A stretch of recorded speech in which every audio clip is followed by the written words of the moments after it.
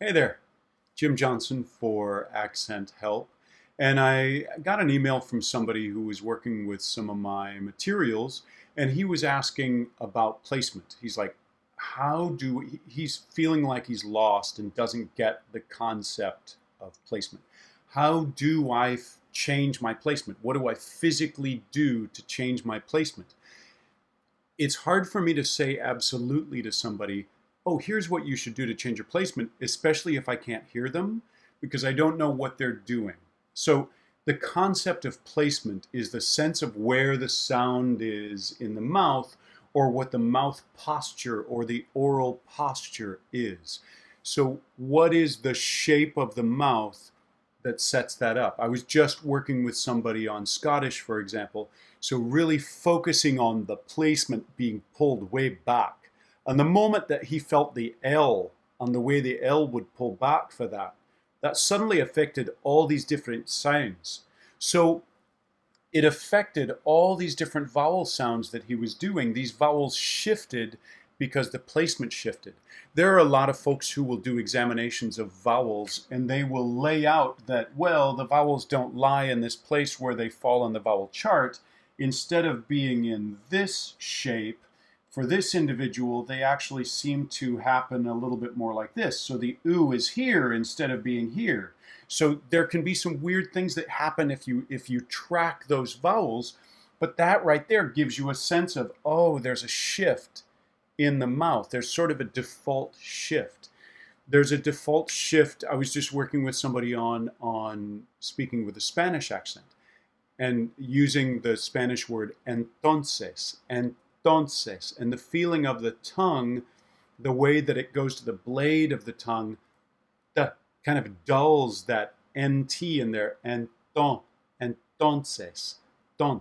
The dullness of that is a part of the placement. So it's sort of how does the mouth behave? So it can be a little bit about consonants. It can be a little bit about vowels. It's also a concept that, quite frankly, you could throw away like it's garbage. You don't have to pay attention to that. You could purely pay attention to it phonemically, like what are the sounds? So you could certainly focus on that. I will say that placement and intonation are so often the key. So that's why I don't want to throw it away too quickly. So, how do you, sir, who sent me the email, make that shift? He says all that he feels happening is that he speaks in a higher or a lower pitch. That's not necessarily bad. You might also be confusing whether you're changing pitch and whether you're changing the tone of your voice.